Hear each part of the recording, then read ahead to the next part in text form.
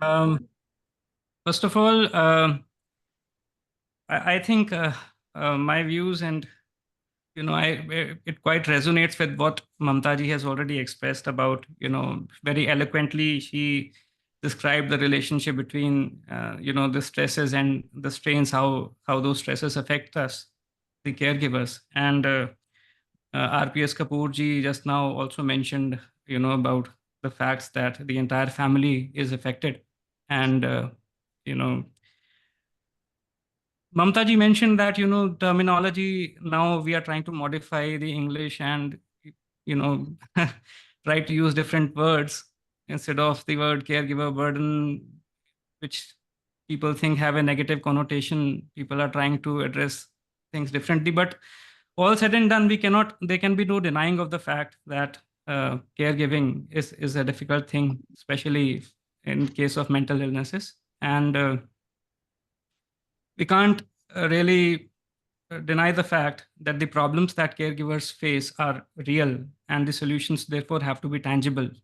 For example, the the issues that we face on a day-to-day basis in caregiving, maybe even involved in some cases about taking care of the basic health and hygiene issues itself, the process of administering medicines, and facing compliance issues in PMIs at times when they are not uh, in a good state and are not compliant with uh, treatment procedures.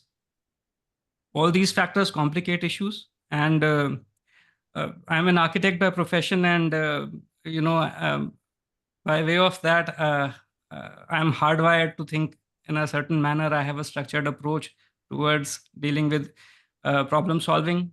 That is how you do things. I'm hardwired to do it that way. So I like to approach things in that manner, trying to identify specifics and the kind of issues that we deal are multidimensional and also interrelated. So I think an approach which is structured and tries to, you know, categorize the specific issues that we try to address is very important.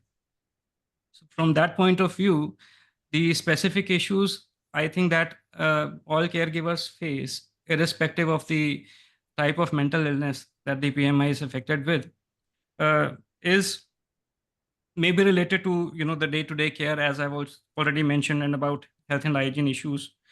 It may also be related to the professional, personal, and social life of a caregiver getting affected by virtue of the time that is being spent in the caregiving process.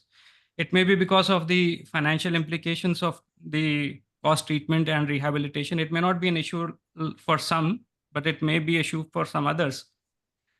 uh, and also because of lack of mental health establishments or long-term rehabilitation facilities, long-term stays. For example, in some areas it may be different in South India, but the scenario is different in North, for example. And especially facilities which meet the expectations of family caregivers, particularly of the middle class family caregivers. All these factors induce different kind of strains. Like Mamta ji pointed out, it alters our personalities. It changes the way we look at life. It changes the way many things. It affects us. How we go about doing things also in lives. But all what I have experienced by way of my interaction with so many caregivers over the period is that across the domain of mental illnesses, all caregivers have more or less similar kind of concerns. And even though mental illnesses may be different, and therefore they may manifest different kind of symptoms in patients, which may vary, across according to the type of illness, um, and may therefore require different strategies for management. But caregivers and their concerns have commonalities, and those concerns can be commonly addressed. And this is where we have designed our organization that we've started, Manas Mitra.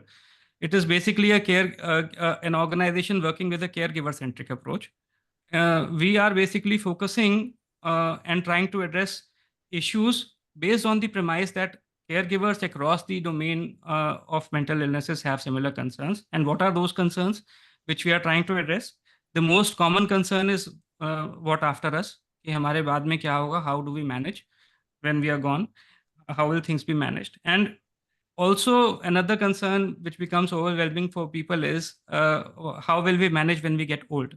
When we are young, probably, we have physical, emotional capability to deal with the stresses involved. But as we grow older, our faculties and our, you know, even financial resources, they may dwindle. And we may ourselves require help and support at that time. We may need geriatric care for ourselves as well. So how do we manage when we get old? So these are the specific concerns that we are trying to address. And through our research, we identified some stumbling blocks in the resolution of these issues. The first and the most important is a lack of resources, which includes human resource, both skilled and unskilled, both manpower is not easily available. And then also, there is a lack of trust in the caregivers because of the situation that they're in. It is nothing out of the ordinary. Lack of trust generally for paid help and towards, for paid caregivers, for example, owing to the peculiar situation that their PMIs are in. Many of the times they are in a vulnerable position, and it is not easy for them to place their trust on anybody, just like that. So there are many such issues, and we've come across through our research that the solutions or the way outs for all these problems is, like Mamtha ji suggested, that such families should come together and they should start sharing the resources. Because of the resource crunch, that problem can also be addressed by way of sharing of resources. And but the constraint with that is resources already being constrained. It is difficult for the resource to go to the people if they are scattered. But if such families come together and live in a group or in a housing, for example, then those problems can be resolved, and it will be even financially more lucrative for service providers to come to such families, because a large volume of people or business can be provided to them. So financially also this model can be viable. We can also incorporate some financial sustainability elements into these such kind of facilities. Of course, there can be different approaches as well. For example, some people are now trying to get the government to provide home-based assistance to people.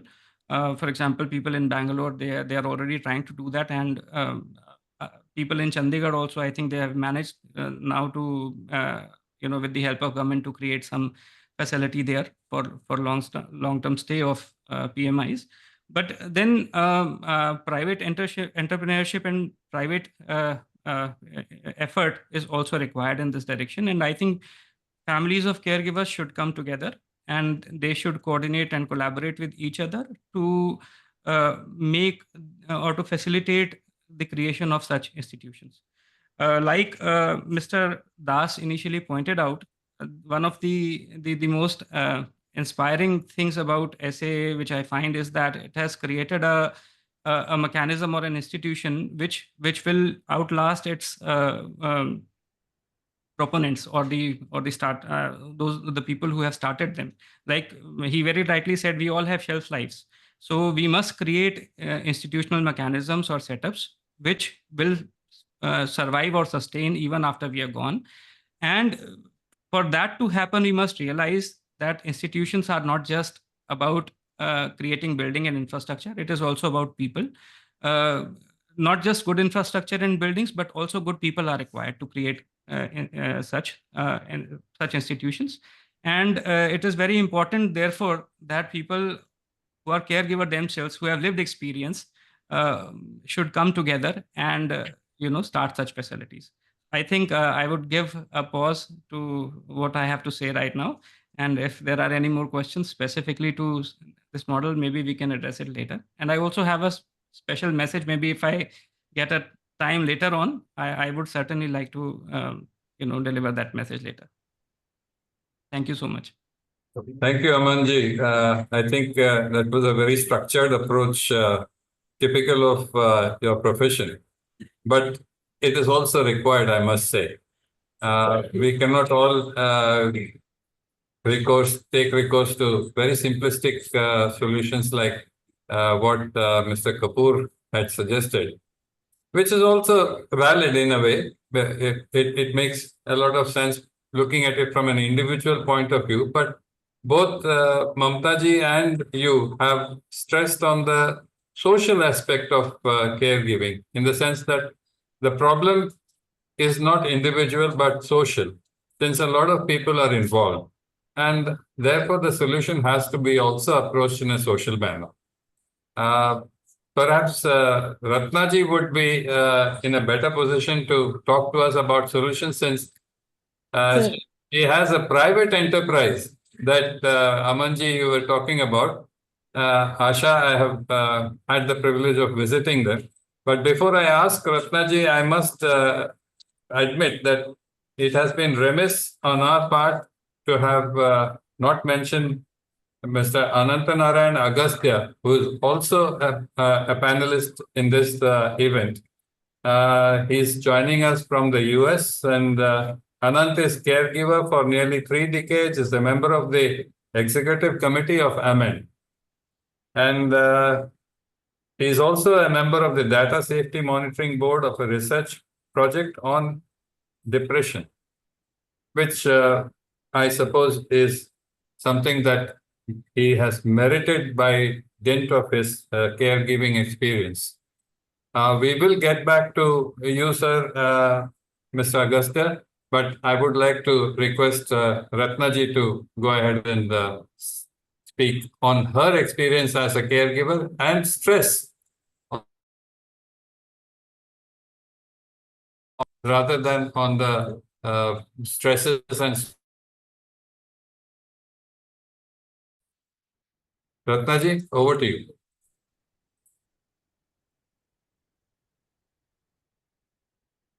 Thank you so much for inviting me to this platform to celebrate Dr. Wani, who is a caregiver. I had an opportunity an honor to meet him, interact with him, and he said, that why don't you write a book about your experiences? So I said that if at all I write a book, it will be only on caregivers. So can you hear me? Yeah. I'm audible? Yes, you are very audible. Yeah. You're quite audible. Please go ahead. See myself on the screen. Okay. So I was little this. So I'm a caregiver to my brother, who is younger than me. And we grew up together. And the highlight of the whole thing is that my parents were clueless when he had a sickness. He fell sick and we had no clue about what's going on. So I moved on, got married and moved on. And my parents bore all the stress and strain. They did not know what is going on because we lived in Anantha. Can you hear me? Yes, you're audible. You're quite audible. I don't see myself on this. Anyway, so this is how, the stress, my parents took a lot of stress. And then, after so many, about 12 years, they struggled with him. And then, totally broken, they came to me, and I brought them with me to Chennai. And their stress filled over me. I was under so much duress and stress because my family was not at all cooperative. This is something, all caregivers, most of the caregivers go through. And then, the divine intervention happened in the form of Dr. Shadamenon, who listened to me and, she said he's suffering from schizophrenia and needs medical intervention. And that is how, it's a long story. So we went to SCARF and there There I met all the caregivers, and there my life. I met all the caregivers. I interacted with them, and I felt that my stress and my this thing is easing all because I was interacting with them, and somehow I felt that I started to. And there only, the ways out, like your this thing says topic says today. The ways out is, then I totally went in headlong. I went into chromatics, ASHA, and later on Atman. Because I thought, and I gave lot of because it's a manufacturing unit. I saw my brother do this to them. I started taking some more people there. And I felt, that working is so important. If you work, all your problems, see, even for an individual, suppose I am in duress, I am in stress, and I go start doing something and divert my mind, it really helps. So that really helped, later on. And then that started, and see, I want to tell you one more thing here, that most of the things what we did in ASHA, informatics, and now in Atmanirbhar, totally out of the box strategies and theories. They are not written in any book. What we did, we tried to engage them. And engage them, I don't mean engaging them in other bhakti making and jobs doing and all this stuff. Because they were educated. They started telling me that we are not interested in this. And they wanted to do something. They were asking me, how about computer? I want to work on computer and things like that. So we thought of, trying to put up a small, first I took them in chromatics and they did so well. Chromatics is my organization. They were doing so well. Recovery. In fact, some of the very chronic patients, Shubhartis, started doing so well. In fact, they became caregiver. My own brother became caregiver to my ailing mother. He started helping me, and I see the change so much. And that led me thinking that why not we start other units, small units where we can make them work. So we started doing that. Banyan came and they said, yes, you open a store in Banyan itself. So we took over their store and we put their Shubhatis we put there. Their patients we started putting there. And, they started showing that it's just so tremendous. So for me, it is so important for them to engage. There are certain things which I feel,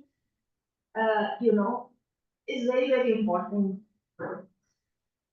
Number one, I think we should not, first of all, we should, come to terms with the fact that they are sick, that the illness and the stigma. We should come to terms with that, which most of the families, spend so much time to do that. Even in my case, my mother was very sure इसको काला जादू किसी ने किया. She was not willing to believe that he needs help. She was thinking that he is by some evil this thing, he is gone into that. Somebody has done something. So finally, we had to convince her. So then it took so much time and years. So this is how it is. First of all, we have to come to terms with this illness of our loved ones and shake the stigma. Don't stigma is in our minds first. So we have to remove that. Second thing is that, we should start listening to them, what they're saying. It is all these things I'm saying to make our lives easy. See, whenever the caregivers used to come to me and say, he's doing this, he's not taking medicine, most of the caregivers used to complain that their Shubhatis they don't take medicines. And that is why they want to admit them in the institution. I used to tell them that, putting the medicine in the tea and coffee and all that is the last resort. First, try to bring them around by talking to them. And second thing is that, you should not argue with them unnecessarily where they're in violent mode and all that. You should try to pacify them and bring them around. Number three is that, if they're girl patients, if you argue with them when they're in violent mode, then they become physical. And that is how those things happen, some parents, some caregivers come to us and they say they were, manhandled. Like Kapur ji भी अभी कह रहे थे, मतलब ऐसा हो जाता है कि अभी if you're arguing with them and this is they become physical. And if there are lady girl patients, you can bring them around by offering them, giving them some dresses or some trinkets or some jewelry and all that. And then really, I have seen one of the caregiver who I went and stayed 2 days with, how beautifully handled his, violent daughter. It's something to learn. Whenever she used to get into violent episodes, they used to look on the other side and never and move away from them. So these are things which I can talk about engaging them in various activities. Some of them, they come to us. Even if I'm sitting in the office, they will come and they will, how irrelevant institute they're talking, but I have to listen to them.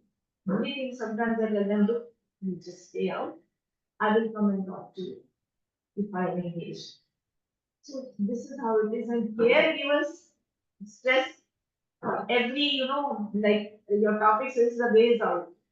For each of us, the ways out are different.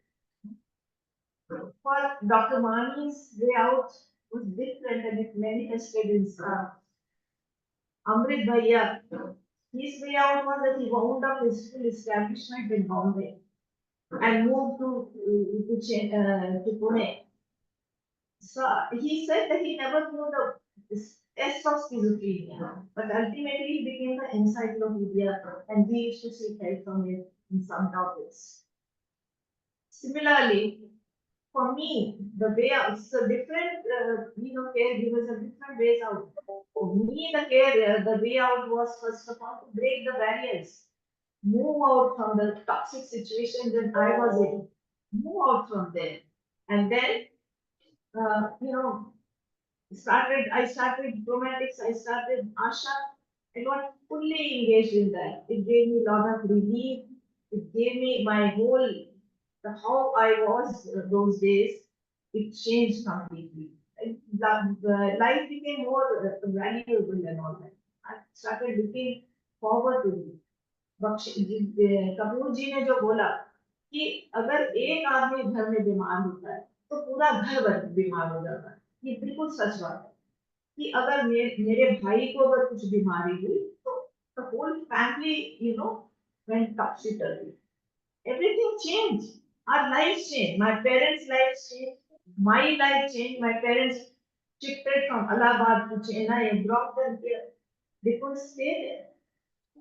The thing was, there was huge stigma in their mind, which took so much time to, and it was not possible if they were there. Because they all the time thought about ये क्या कह रहा है, पड़ोसी क्या कह रहा है, ये है वो है.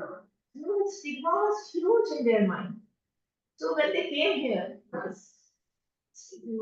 person before me, the panelist, he talked about a very structured this thing and all that. This is all fine, but it is not that schizophrenia strikes only educated people. It strikes very people who don't even have money to buy medicines. It's terrible.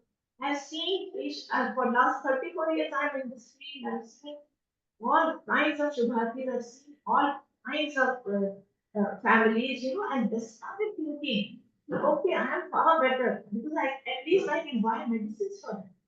I have so many ways out, which I did, but they have nothing. So many of them, they say, we don't know what to do. I've heard a caregiver saying that if he was not dead, better he dies.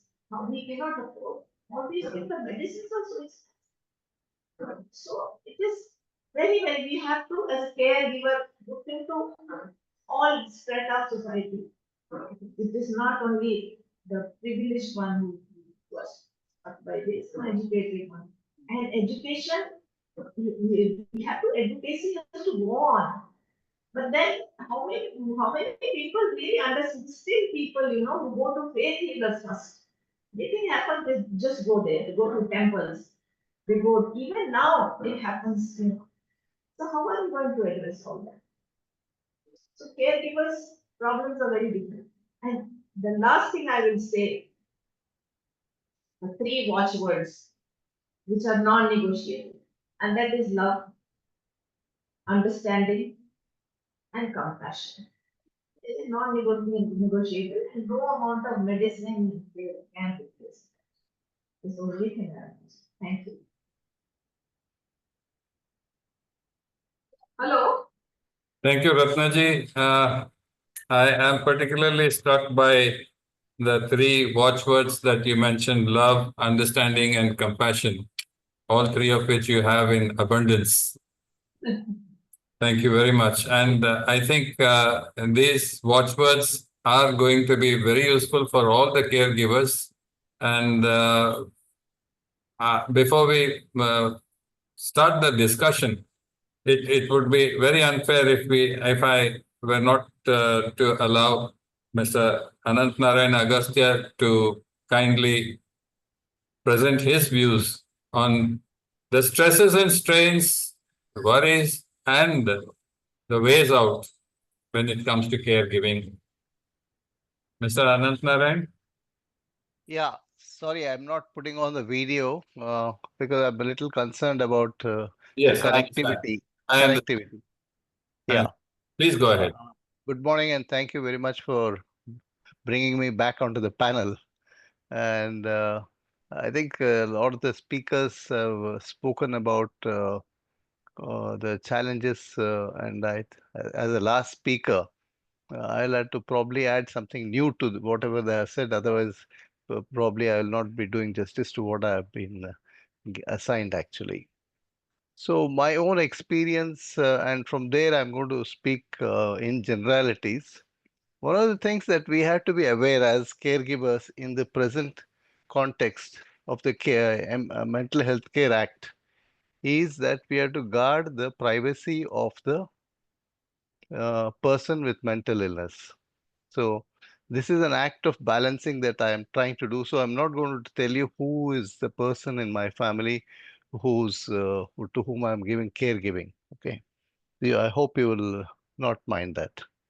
Uh, I think one of the biggest challenges as caregivers we face from the beginning is the helplessness. And helplessness, I think the previous speakers have all talked about the various aspects of this. So I don't have to say it, but I'm generalizing and saying, how do I overcome helplessness is a challenge that we all have to look at. And I'd like to say that often we probably tend to allow the dependency of the person with mental illness to be a given, that they will be dependent on us. And while in different circumstances this can be true, the degree to which the dependency arises will have to be observed depending on the level of recovery that's possible. So I would suggest that we don't think that dependency is permanent. It's at that point that we can probably break away from the positions where we get stuck in our roles actually. So I would suggest that we actually allow people to be responsible for what they are doing and face and allow ourselves to see how this creates some change in the persons involved actually. I'm talking with personal experience, but I'm just generalizing it. Uh, of course, when I did that, it did not come out as a strategy. It was just that I did it blindly without any uh, understanding of what the consequences are. And I feel that it has worked in my case, and I know that many of the solutions are all very specific. They cannot be generalized. But I would believe that one point that I think that helps people would be to understand that isolation is not a solution. Isolating the family is not a solution to the problems. Caregivers also need to be looking at uh, how am I ready to change? Because I think having faced a situation which is not in I would say in quotation marks that we are all helpless and all that. We are saying that, but at the same time, if we say that isolation is the only way I can solve my problem, I think we may be defeating the purpose. So I have to look at the problem afresh. I have to give up thinking that this is a problem which I will solve only my way and there is no other way. Therefore, I have to live with all the problems. So how do I come out of this is I'm quite convinced about it that people have to themselves take recourse to therapy if when required. I personally also gone through both days of depression or months of depression as well as anxiety, and I'm talking with that experience that when we face that problem, we must be able to recognize that we are being affected also. And we have to be open to the fact that somebody else can suggest solutions, and we should experiment with that. Experimenting with solutions is a very important part of how people can come out of caregiving, actually. I mean, becoming a little more successful in our caregiving activities. Last but not the least, I think from the number of people I've come across, just starting to do something beyond what we are doing itself gives us a lot of relief from the stresses that we have. So moving out, and that's what I hear from all the panel members that they have done this in their own cases. So not getting stuck with our own problems is one of the ways out, is my suggestion at the end of what I would like to say. I mean, I can go on, but we can probably face the questions and answer other things, actually. Thank you very much, sir. Thank you, Mr. Agasthya. I think you made a few valid points. Helplessness, as you said, is a feeling of helplessness is one of the biggest challenges in caregiving. However, if I were to quote from Dr. Abraham Loeb, the recovery tools, feelings are not facts. And I don't know if caregiving is a matter of helplessness as much as we feel it is so. I'd like to hear from each panelist very briefly about how we can combat or overcome this feeling of helplessness, which is there. I'm not saying that it is not there, which is there, but is it a fact or is it just a feeling? Perhaps each of the panelists would care to give his or her views on this. We'll start with Mamtha ji. Yeah. What I will like to endorse what Anant sir has told. What happens is when we are going for follow-up with for our loved ones with the doctor, we always talk only about him or her. And even the doctors also, majority, I'm not blaming the doctors, majority, they asked whether the medicines were taken, whether the injections are over. It ends there, or sometimes they send the loved ones outside and they ask.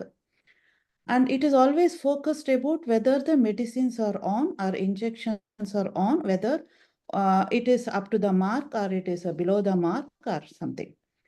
Totally, so far in my experience, again, I'm not blaming, no mental health professional or psychiatrist asked about how you are feeling. Never. And it so happened when my brother was undergoing a very serious relapse, after some 2 or 3 experimentation, one of the very junior psychiatrists, she said, I need to speak to you. Medicines are working with your brother and we are aware of what he is undergoing, but I need to speak to you. And she noticed and she asked few questions and she noticed that you are under anxiety, you need medication. Till that point, I did not know that this is what is anxiety. I did not know what is anxiety. Not sleeping for 2 days or 3 days or 1 week, I didn't know it is okay. I was just carrying out like a guided missile will be working. So when she noticed and gave some medicines and made me sleep, I noticed that comfort. This is some things I realized and I started telling others.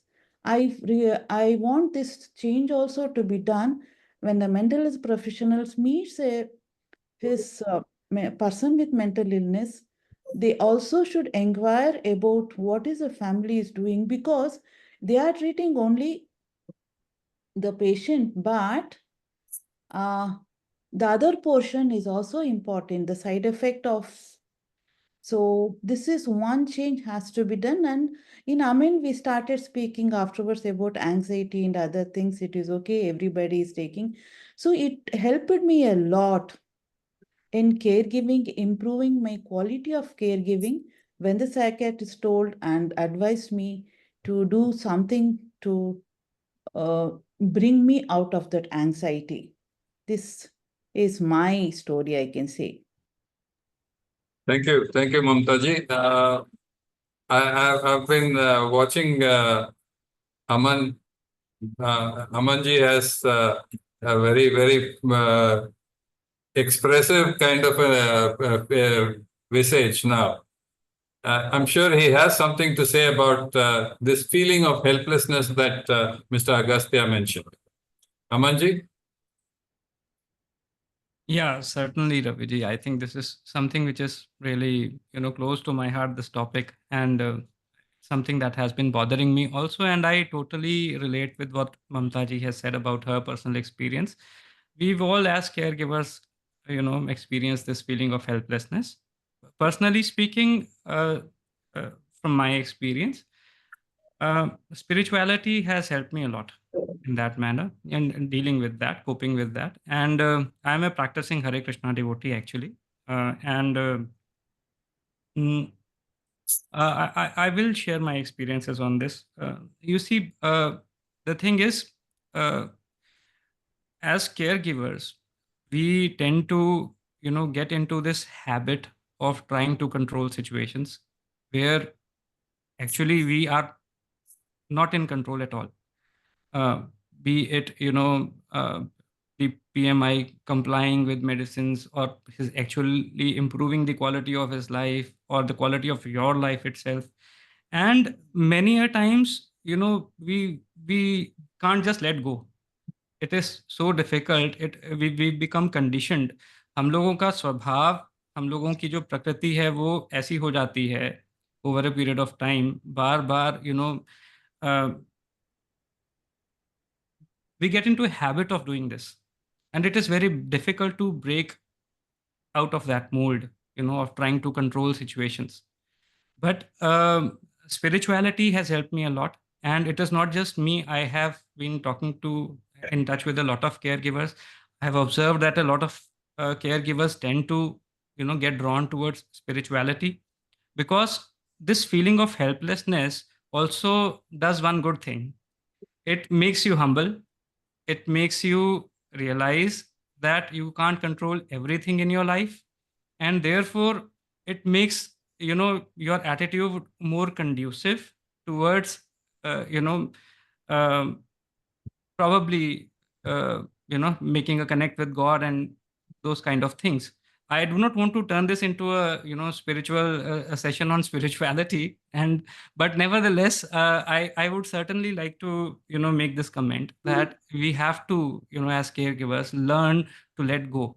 We many a times over endeavor, over indulge, and it is counterproductive. It is counterproductive. It doesn't help. The best results that I've got, so far in recent years, after struggling very hard and learning things the hard way in my life, is, when we let things be.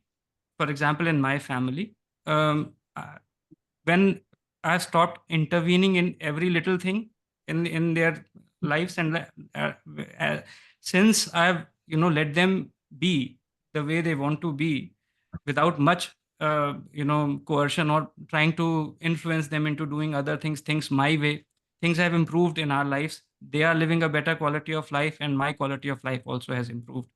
So we really need to, as caregivers, get out of this mold of trying to get in control, learn to let go, and, that has been the biggest learning from me for me. Thank you, Amanji. As I understand from what you have said, what Mamtha ji has said, and from what Agasthya ji has said, caregiving itself requires caregiving. And it's good that you have sought and received help from your spiritual sources. But I would like to hear from others also. Ravinder ji might have a very simple solution. He is a very direct, very simple person as I see. Ravinder ji, आपका क्या राय है sir? लाचारी के बारे में? Helplessness उसी दिन से स्टार्ट हो जाती है जिस दिन साइकेट्रिस्ट कह देता है ये लाइफ लॉन्ग डिजीज है और लाइफ लॉन्ग मेडिसिन चलेगी। बस उसी दिन से ही आप समझ लेते हैं कि ये तो सारी जिंदगी चलना पैना इसके साथ। और this patient is good for nothing. और जितनी देर उसका और सुटेबल अरेंजमेंट नहीं हो जाता किसी की जगह पे एडमिशन का फॉर लॉन्ग स्टे, उतनी देर आप हेल्पलेसनेस में सिचुएशन में रहते। तो मेरा ये मानना है कि अगर आप इस फीलिंग से निकलना चाहते हैं तो उस पेशेंट को जरूर किसी सूटेबल जगह पे उसको एडमिशन दिलवाइए फॉर लॉन्ग स्टे, ताकि उसकी भी क्वालिटी ऑफ लाइफ ठीक हो जाए, आपकी भी लाइफ क्वालिटी ऑफ लाइफ ठीक। Thank you, Ravinder ji. I'll now turn to the solutions lady, Ratna ji. आप कैसे, how would you deal with this feeling of helplessness and how have you dealt with it?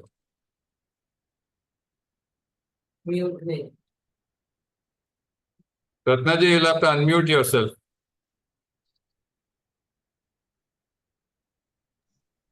Yeah, what Singh is saying just now, it went just the opposite to in my case. Because the day we came to know that yes, isko bimari hai, he's sick and he needs medication, all the a relief came in our lives. Because till then, we were groping in the dark. What is wrong with me? Different people are saying different things. So that was the first thing. But coming to a way out and how I got comforted is I was under extreme duress, and my family was absolutely not supporting me, and I mean my in-laws family, because I lived there that time in Maharashtra. And second thing is, that after he came to stay with me, both of us were under constant surveillance. That what are we doing? Whether I am doing everything for him, I'm focusing on him. I have no life of my own. I'm neglecting my children. It's so much of toxicity happened in my life. For me, it was very important to move out. So when I say breaking the barriers, I broke from that toxicity and went head on in ASHA and chromatics. See, I felt so much relief. In fact, I told you earlier also that when I used to talk to the caregivers and all that, I used to feel so comforted because I started feeling that their stories are very difficult than mine. I'm much in a better position, better space. Their stories are horrible and they healed me internally, actually. So this is what I want to say. So I say that for me till today, for me, it's like a project. When we work on one Subharti or patient and we see him doing so well, coming out of it, and see the happiness on in the minds of the family, on the faces, I feel really good. I feel my life really meaningful. So for me, that was the way out from the extreme duress to what I might found myself in. And I'm sure the other panelists whom I'm listening to, they are also in the same situation. They are also in their own way doing something for others. It gives me happiness actually, comfort, happiness. I can't tell you, I cannot explain you. That's the kind of feeling I get and total independence. I can do what I want. That's because I also have industry which is also doing very well. So for me, I'm very much at peace as a caregiver. Thank you. Thank you, Ratna ji. Commander has a lot on his mind. and I would invite him to air his views. Commander sir. Thank you so much, sir.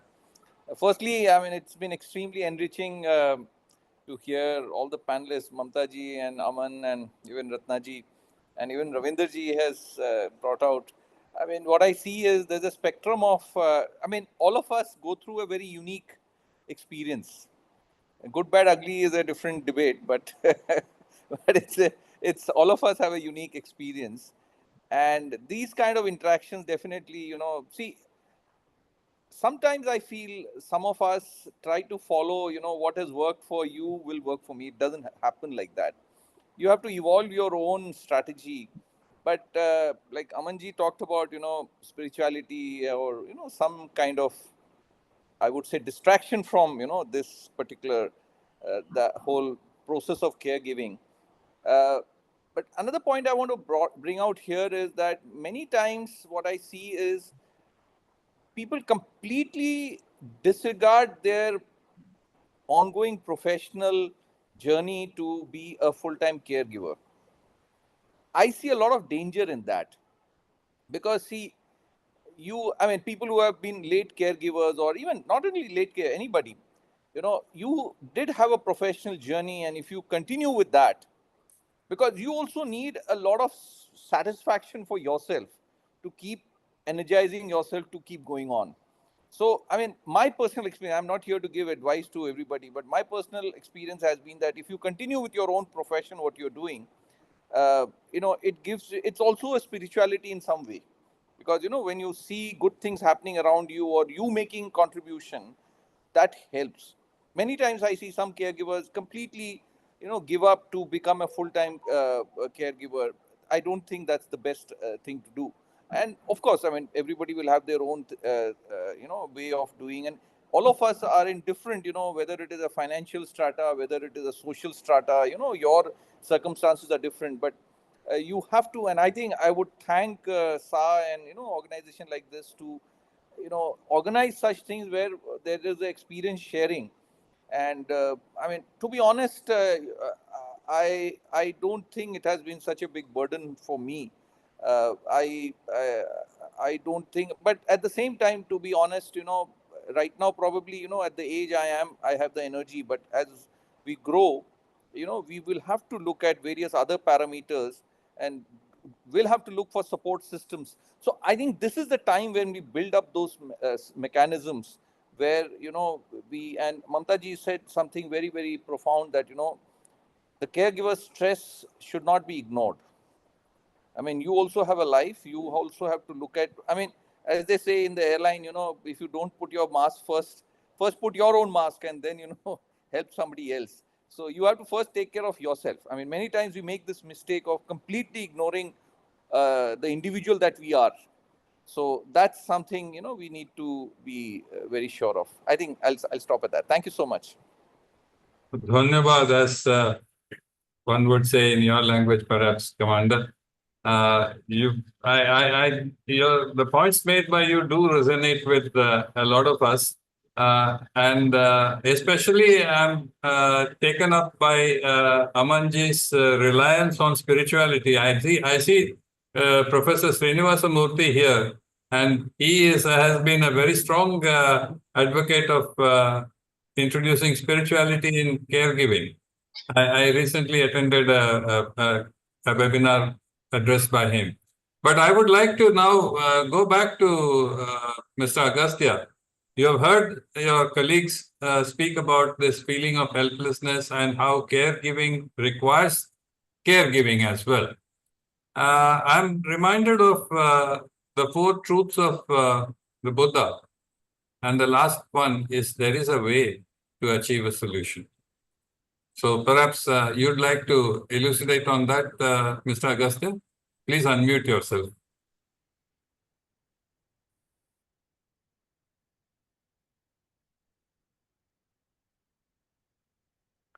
Yeah, I think that's a good point you raised actually. I'd like to say that one thing that helped me a lot was to first realize that the burden I'm carrying of not disclosing things to people around me was a fact that actually was the one that I had to get rid of. And it happened that I had no choice but to start to share with people. And I chose to share with people who I thought would care for me. So I've actually really created a kind of a network where I'm free to choose with whom I'm going to share. And so with that, it's my choice. If I want to share, I share. Otherwise, if I don't need to share, I don't share. So I've got a network of people who support the family, who listen to the family, or who accept us the way we are. And I think that, and even within the relative circle, it's not necessary that I share with everybody, because I know who are the people who are sensitive, who are the people who are not sensitive, and based on that I have it. So I feel that a strong network of friends, it's not the numbers that matter, but the uh, quality of the support they can offer, that has helped me actually. Thank you. Thank you, Mr. Agasthya. That I think is a very relevant point that you have mentioned, that one has to find one's support, and one can either find it from spirituality, one can find it from the peer support group, or one can find it from close friends or relatives, whatever the case may be. But finding support is of paramount importance because we are not alone. And each one of us does need help. There is a general feeling amongst caregivers that I have come across that the government is not doing anything for us, or the government is not doing much for us.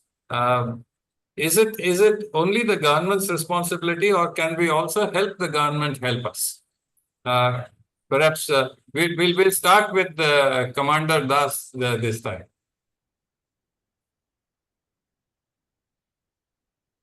Commander, please unmute yourself, sir. Thank you, sir. I think that's a very pertinent point because, I mean, I run a think tank, so I work with the government system. It's I mean, some would say it's a very frustrating system, but it's our system. So we have to make them work. We have to reach out to them. And as Ravinderji had mentioned in the beginning, that nobody other than us understands our plight. So if they don't understand our plight, how do we expect them to do something for us?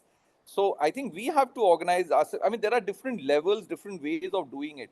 One is definitely, go out there, connect, sensitize them, and have a formal system of communication, and do that. The second is also to create pressure groups. I mean, I'm saying it in a very positive sense. There's an ecosystem. You do need pressure groups to make sure that there is a level playing field.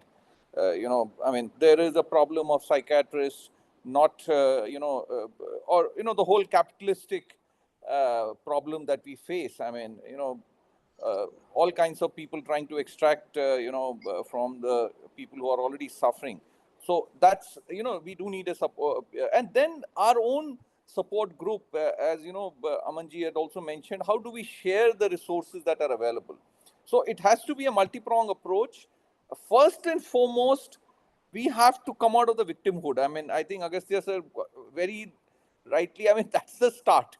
I mean, if you just keep, trying to hide and say that, oh, this has happened, that has happened. And the second is, don't play victim. I mean, you have not done a mistake. You've not done a crime. There is nothing for you and me to hide.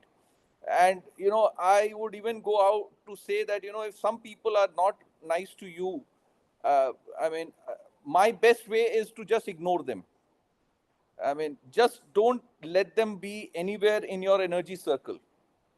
And that itself would be a great punishment for them, irrespective of who they are. If they are not sensitive to you, don't waste any iota of energy on any them. And I think that helps tremendously. And obviously, build what Sir said, build a ecosystem or build a network, people who understand you, sensitive to you. And it requires a lot of iterations. I'm sure it's not as simple. There is no one formula. And I think all of us have significant. But I think coming back to the specific question, we have to work with the government. and it may not happen with, I mean, see, government system is a changing system. A particular secretary or a particular, official whom we have to deal with. And first and foremost, we must understand the government system. Many times we are knocking at the wrong door and, getting frustrated. It's your fault if you've knocked at the wrong door. And don't come and play victim. Government is that. I mean, what is government? Government is you and me. I mean, some of us have also worked in the government system. So many times my experience has been that, we are not knocking at the wrong door. And see, you also have to understand their limitations. And secondly, he's doing a government job. He is interested in his promotion. He's interested in his well-being. He's interested in all those things. And how do you deny that to him? He's very much within his brief to expect that. So you have to make sure that the proposal that you go with, and many times my experience has been that many of us are so selfish.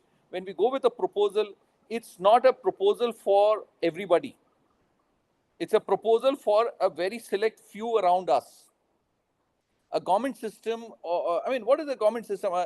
A broader system cannot work for a certain vested interest group. So we have to be also fair, and we have to work with the system. So I think, and I've found very sensitive officials also who have gone out of the way to help. And I think this is a cause nobody in his right senses can deny.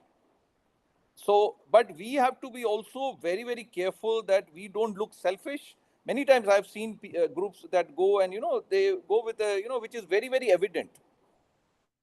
People well off are still trying to get, government support for their own people. So all that has to be done. So we also, but I think the only way is that we have to work with the government to make sure that we get what we need to get.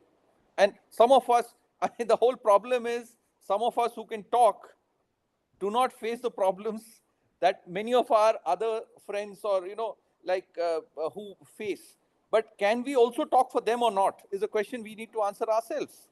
Many of us, who are vocal or who have the ability to talk do not suffer the same problem. So again, there is a divide within us also. Some of us are more equal than the others. Then how do you, so when you go with a proposal, you have to make sure, and many people who are championing a cause are championing not with a selfless thing. They also want a medal, they also want a recognition. Then the problem starts. So I think we need to factor that. We are all humans. I mean, it's nothing to criticize. We are all humans. We have to be better humans. That's all I can say. Thank you, sir. Thank you, Commander. I think you've spoken very well. Had it been in my power, I would have made you a rear admiral. But let's hear how the structured thinking of Mr. Aman Batish would approach this particular issue. Amanji? Yeah, certainly. I would like to add to what Commander Das has just mentioned. See, advocacy is important. We need to communicate to the government what we need, and to the right place, to the right person, as Dr. Das has said. Many times we approach the wrong person. But I would also like to add something from a different perspective. I'm also an academician, and I have, as far as architecture and housing is concerned, I have taught government policy, and I've also studied the way, the approach has changed in the government. We need to understand one thing. When we got our independence, things were different. Now things are different. Government policy has also, the way policy is being made has evolved. The government started, particularly, we can take cues from the housing sector, for example. The government started by being a provider. It attempted to directly provide, sort out the housing problem in India by providing houses. So housing boards were set up, and, those kind of things were done. But then gradually the government realized it is too overwhelming for it. The population is too large. We can't address everybody. So from being a provider, the government shifted its approach to becoming an enabler. And from that, it has evolved further now to becoming merely a facilitator.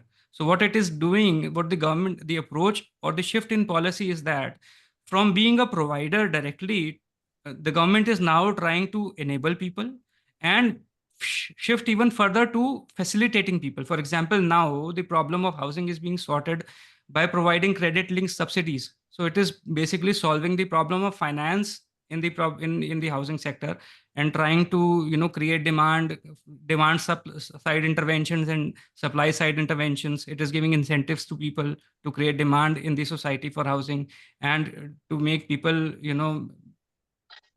make house for themselves. It is enabling, it is providing finance that ways. So we need to understand this shift in the approach of the government. We can't expect the government to provide everything directly to us. It can become a facilitator, it can become an enabler at the most, but it is very difficult for the government to become a provider every time. So there is no use in trying to give proposals to government where we want them to provide everything to us. The second point, which I would like to highlight from what Mr. Das had earlier said, is that what is government after all? It is us only. And if there is, for example, there is a resource crunch in the society, it is there for the government also. What do you expect the government to do? If human resource is not available, and if you want to, if you want the government to solve that problem of human resource, the government can't do it overnight. We need to understand that. A resource cannot be, even if we create institutions to, for example, generate resource, that resource, आज बच्चों का admission हुआ, कल वो निकल के बाहर थोड़ी ना आएंगे. और उसके बाद में it is not just about merely educating them or giving them vocational education or training. It is also about experience, especially in the domain of for example, caregiving. हम अपने ही केसेस को देख लें. We've learned so much the hard way. We are today, after we struggling so hard over so many years. So that's what that experience is basically what has enriched us, and that experience is what is going to enrich that human resource also, and that is going to take time. There cannot be any shortcut for that, right? Even if the government tries, it cannot. So we need to understand what the government can do and what the government can't. If we have unrealistic expectations from the government, we will be frustrated. We need to understand what is possible and what is not. I think that is what I want to say. I think there is no limit to what we would want the government to do. So it's best not to get into that loop. Before I get to others, I see there is Mr. Jaspal who has raised his hand for quite some time. I'd like to ask him if he has something to ask of the panelists. Mr. Jaspal, can you please unmute yourself and go ahead, sir? Yes, thank you so much, sir. My name is Jaspal. My age is 72, and I shifted from Delhi to Bangalore about 3 years back. I listened to the panelists. It is a wonderful discussion, and I think an eye-opener, and a lot of things to provide in the field of caregiving, who are taking care of the children, either the son or the daughter, for the last couple of years. You see, I have a son who is schizophrenic. His age is 40. He developed a problem and he was pretty young at the age of 15. So it is almost about 25 years. When I was young, I was facing it enthusiastically, his challenges. It was a kind of journey moving together, although being a father, but I think moved like a friend, both are his mother and me. Taking care to the doctor, giving him proper care, and then, never left on account of any kind of a deficiency. Now the problem is, I am in Bangalore and we are a part of Sumana also. And I appreciate Mamtha ji, who is also a managing trustee. She spoke. We are about 7 members and we have a target of 40 families. It's almost 1 year that, we identified a builder. And of course, we are trying to work out, but I think my anxiety and the worry is, right now we are 7. The number has not grown from 7 to even 10 or 15 or 20. And over a period of time, as I am giving caregiving, I have a son, I have a daughter who is living in Bangalore. And, my mind was more active and agile. But gradually, as some members, they have shared that, over a period of time as a caregiving, your mind also tends to become weakened. The more you were strong earlier, I think you are also carried away with your own worries and anxieties. My first point is, I think, right now we are at the age of 70, 72. What after us? I have written earlier 1 or twice will, but then, I would like to, make some change in the will. Then the question is coming of the trust. And of course, technically, because, we are all not expert, to make the will and the trust also, because we may have our own thoughts, but then when we are not there, we want to make these kind of things very, very purposeful, so that, it can be properly utilized and there is no technical problems, which are going to be faced by the another siblings which are living here. So I would like that it's such a large group, that if we know some people, especially on this field, like any advocates who could guide us, to make a proper kind of a suitable will, we could sit across, and then thereafter we can make a trust also. And because, until these questions are addressed, I think this worry and anxiety keeps on building. I'm sure, I think once these questions are answered, by many, many parents who are of this age, 65, 70, 75, I think we will be at peace, and we will be much better care. Thank you. Thank you, Jaspalji. I think your point that there are only 7 members in the project that you have mentioned is both a plus as well as a minus, I would say. It is said that a journey of 1,000 miles begins with the first step, and you have already taken 7 steps. So that's a good beginning, I would say. लगे रहो, देखते हैं आगे क्या होता है. Most of the questions that must have arisen in the minds of caregivers have already been answered by the panelists, and they have all thrown their own experiences into the pot, and we have all benefited from their wisdom and their experience.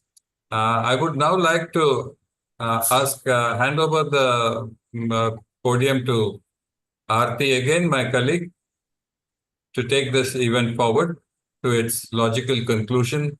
I think my other colleague, Mr. Ujjwal Kele, is getting ready to present his concluding remarks. R.P., over to you.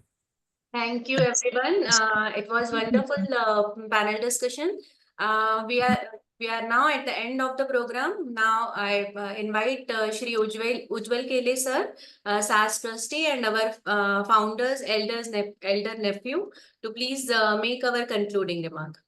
Sir, over to you.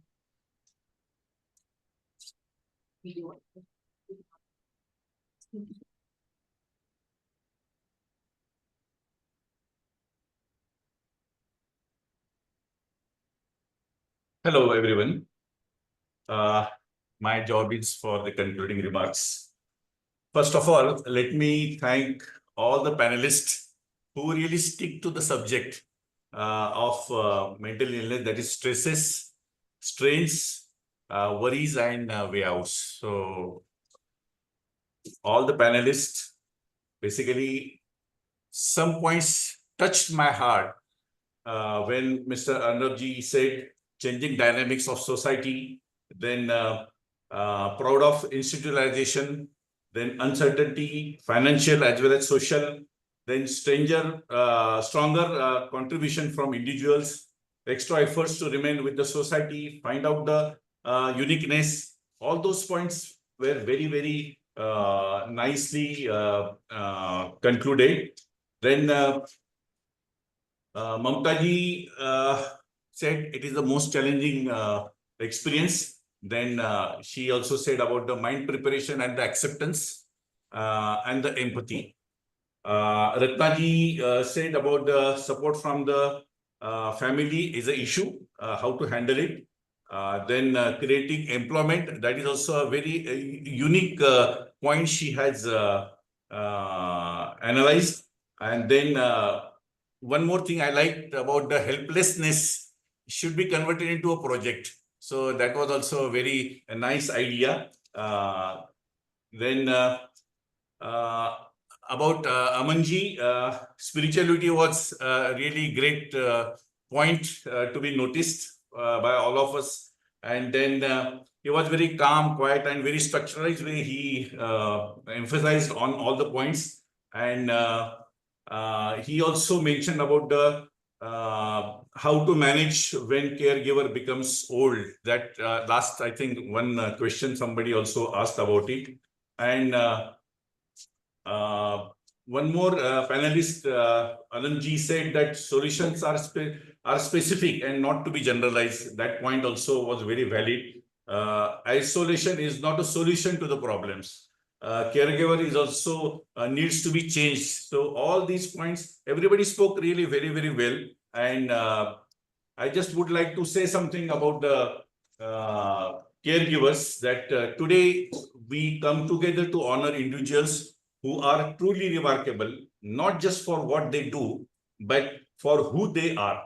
Caring for a loved one with a mental health condition like schizophrenia is an act of love that requires an incredible amount of strength, patience, and understanding. It's a journey filled with challenges that most people can't even begin to imagine, yet to face it every day with unwavering dedication. Your role goes beyond caregiving. You are enablers of possibility. You create a space where your loved ones can feel safe, understood, and valued. You make sure they have what they need to navigate a world that often doesn't understand them. This kind of care, consistent, patient, and compassionate, is invaluable. It doesn't just change lives, it sustains them. We often talk about heroes in grand terms, but you, quietly and without seeking recognition, show us what true heroism looks like. You are there in the moments that matter, offering support when it's needed most and giving your loved ones the strength to face each day. Your actions are testament to the power of human connection and the difference it can make. As we conclude today's program, I want you to know that we see you, we appreciate you, and we are deeply grateful for everything you do. Your commitment and care touch the lives of your family members in profound ways, and they inspire all of us to be better, more compassionate people. Thank you for your incredible work, for your strength, and for showing us all what it truly means to be there for the ones we love. Thank you. Thank you very much. Thank you. Thank you, one and all, not only to the panelists, but also to the audience for showing their interest in listening to this wonderful panel discussion today.